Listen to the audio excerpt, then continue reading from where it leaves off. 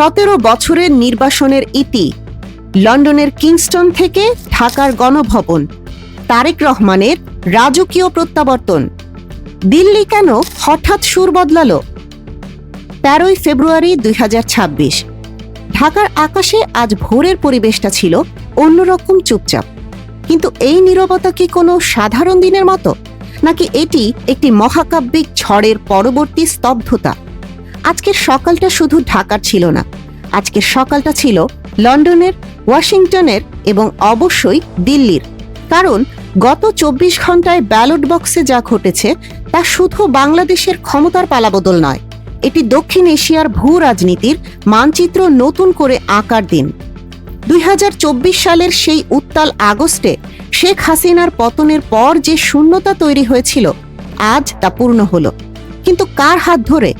17 বছর, ভাবা যায়? দীর্ঘ 17 বছর যিনি দেশের মাটিতে পা রাখতে পারেননি, যার বিরুদ্ধে ছিল রাষ্ট্রযন্ত্রের সর্বোচ্চ খড়গ, আজ আন্তর্জাতিক মিডিয়া তাকেই বলছে দ্য আনডিসপিউটেড কিং বা অবিসংবাদিত নেতা। বিবিসি থেকে সিএনএন, সবার লেন্স আজ জুম করা বনানীর দিকে।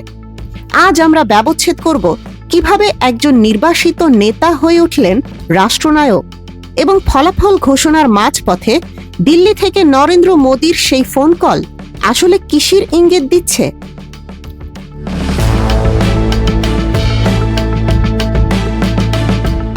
রাজনীতিতে প্রত্যাবর্তন বা কামব্যাক শব্দটা খুব পরিচিত, কিন্তু তারেক রহমানের এই ফিরে আসাকে ব্রিটিশ গণমাধ্যম বিবিসি বলছে রাজকীয় উত্থান।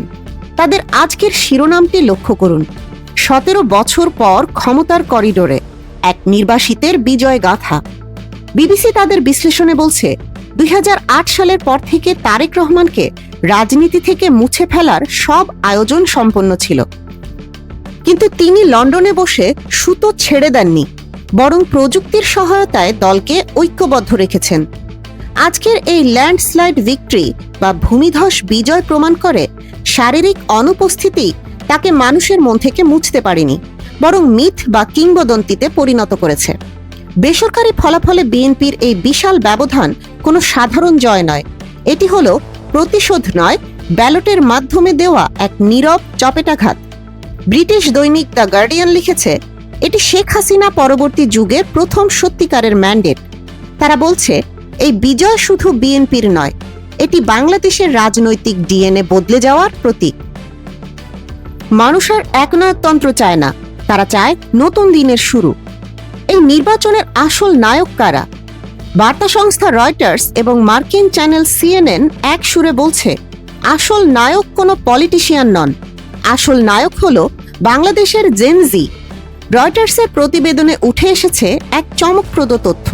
তারা বলছে এবারের নির্বাচনে প্রথাগত ভোট ব্যাংক কাজ করেনি, কাজ করেছে প্রত্যাশা। তরুণরা যারা 2024-এ রাস্তায় রক্ত দিয়েছে, তারা 2026-এ এসে সেই রক্তের দাম আদায় করেছে বুড়ো আঙুলের ছাপে। তাদের দাবি ছিল স্পষ্ট, স্থিতিশীলতা এবং সংস্কার। সিএনএন বলছে এই নির্বাচন বাংলাদেশের রাজনৈতিক স্থিতিশীলতা পুনর্গঠনের শেষ সুযোগ, এবং দেশের মানুষ সেই সুযোগটিই গ্রহণ করেছে তারেক রহমানের নেতৃত্বের উপর আস্থা রেখে। জেনজিদের একটি রাজনৈতিক দল থাকলেও এবং তারা অল্প সময়ের মধ্যে জনগণের যে আস্থা অর্জন করেছে তা সাধুবাদ জানানোর মতোই। এটি এক নতুন বাংলাদেশ, যা আর পুরনো ছকে চলবে না। তাই শুধু এমপি নির্বাচন নয়, একই দিনে অনুষ্ঠিত গণভোট বা রেফারেন্ডামে যে বিপুল হ্যাঁ ভোট পড়েছে তা আন্তর্জাতিক মহলে নজর কেড়েছে। সংবিধান সংশোধনের এই রায় প্রমাণ করে তরুণরা শুধু সরকার বদল চায়নি, তারা রাষ্ট্রযন্ত্রের খোল নলচে বদলে ফেলতে চেয়েছে। সবচেয়ে বড় নাটকীয়তাটি ঘটেছে আমাদের প্রতিবেশী দেশ ভারতে। ফলাফল যখন প্রায় নিশ্চিত, তখন দিল্লি থেকে এলো এক ব্রেকিং নিউজ। ভারতের প্রধানমন্ত্রী নরেন্দ্র মোদী বিএনপি ও তারেক রহমানকে অভিনন্দন জানালেন। সাধারণত এটি কূটনৈতিক শিষ্টাচার মনে হতে পারে, কিন্তু এনডিটিভি তাদের বিশ্লেষণে যা লিখেছে তা রীতিমতো বোমা ফাটানোর মতো। তারা বলছে 17 বছর পর তারেক রহমানের এই বিজয় 60 বছর বয়সী নেতার প্রধানমন্ত্রী হওয়ার পথ নিশ্চিত করেছে। কিন্তু এর চেয়েও বড় কথা, মোদির এই বার্তা আসলে দিল্লির পররাষ্ট্র নীতির প্যারাডাইম শিফট। এতদিন ভারত বাজি ধরেছিল এক ঘোড়ার ওপর, কিন্তু শেখ হাসিনার পতনের পর দিল্লি বুঝেছে বাস্তবতা ভিন্ন। বিশ্লেষকরা বলছেন, মোদির এই অভিনন্দন বার্তা আসলে অতীতের ভুল শুধরে নেওয়ার চেষ্টা। মোদি বলেছেন, ভবিষ্যতে দুই দেশের সম্পর্ক আরও শক্তিশালী হবে। এর মানে পরিষ্কার, ভারত এখন বিএনপির সাথে কাজ করতে প্রস্তুত। এটি তারেক রহমানের জন্য শুধু নির্বাচনী বিজয় নয়, এটি এক বিশাল কূটনৈতিক বিজয়ও বটে। তবে বিজয়ের এই ডামাডোলে কিছু অস্বস্তিকর প্রশ্নও উঠে এসেছে। কাতার ভিত্তিক সংবাদ মাধ্যম আল জাজিরা জানাচ্ছে, বিএনপির পরই দ্বিতীয় বৃহত্তম শক্তি হিসেবে সংসদে জায়গা করে নিচ্ছে বাংলাদেশ জামায়াতে ইসলামী।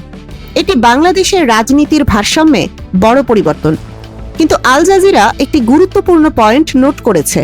তারা বলছে, জামায়াত নির্বাচনের ফলাফল প্রক্রিয়ার স্বচ্ছতা নিয়ে কিছু প্রশ্ন তুলেছে। বিশেষ করে ঢাকা ও কিছু শহুরে আসনে তাদের বিজয়ের সম্ভাবনা থাকলেও শেষ মুহূর্তে ফলাফল পরিবর্তন নিয়ে তারা সংশয় প্রকাশ করেছে। ফরাসি বার্তা সংস্থা এএফপি যদিও শান্তিপূর্ণ পরিবেশের প্রশংসা করেছে এবং সহিংসতা না হওয়ায় স্বস্তি প্রকাশ করেছে, তবুও জামায়াতের এই অভিযোগ নতুন সরকারের জন্য প্রথম চ্যালেঞ্জ হতে পারে। তারেক রহমান কি পারবেন তার জোট সঙ্গীদের এই ক্ষোভ প্রশমন করতে? ঢাকার রাস্তায় এখন উৎসব আর বিশ্লেষণের ঝড়। চায়ের কাপে তুফান। দেশ কোন দিকে যাবে? কেউ বলছেন এটি দিন বদলের শুরু, কেউ বা অর্থনীতি পুনর্গঠনের কঠিন চ্যালেঞ্জের কথা মনে করিয়ে দিচ্ছেন। তারেক রহমান দেশে ফিরেছেন বিজয়ী বেশে। আন্তর্জাতিক বিশ্ব তাকে স্বীকৃতি দিয়েছে, তরুণরা তাকে ম্যান্ডেট দিয়েছে। কিন্তু মনে রাখতে হবে, ক্ষমতায় যাওয়া যত কঠিন, 17 বছর পর ধসে পড়া অর্থনীতি আর প্রতিষ্ঠানগুলোকে দাঁড় করানো তার চেয়েও কঠিন। বিশ্বের নজর এখন ঢাকার দিকে। প্রতিশ্রুত পরিবর্তন কতটা বাস্তবায়িত হবে? ভারত কি সত্যিই বন্ধুত্বের হাত বাড়াবে, নাকি পেছনের দরজা দিয়ে খেলবে? 5 বার দুর্নীতিতে চ্যাম্পিয়ন হওয়া বিএনপি কি তার পুরনো ইতিহাস মুছে ফেলতে পারবে আজ উন্নয়নমূলক কর্মকাণ্ড দিয়ে? আর এনসিপি জামায়াত কি বিরোধী দলে থেকে সরকারকে চাপে রাখতে পারবে? ইতিহাসের এই নতুন অধ্যায় কিভাবে লেখা হবে তা সময়ই বলবে। তবে আজকের দিনটি বলে দিচ্ছে, বাংলাদেশ আর পেছনে ফিরবে না। নতুন মন্ত্রিসভা গঠন, তারেক রহমানের শপথ গ্রহণ এবং আগামী রোডম্যাপ জানতে চোখ রাখুন আমাদের চ্যানেলে।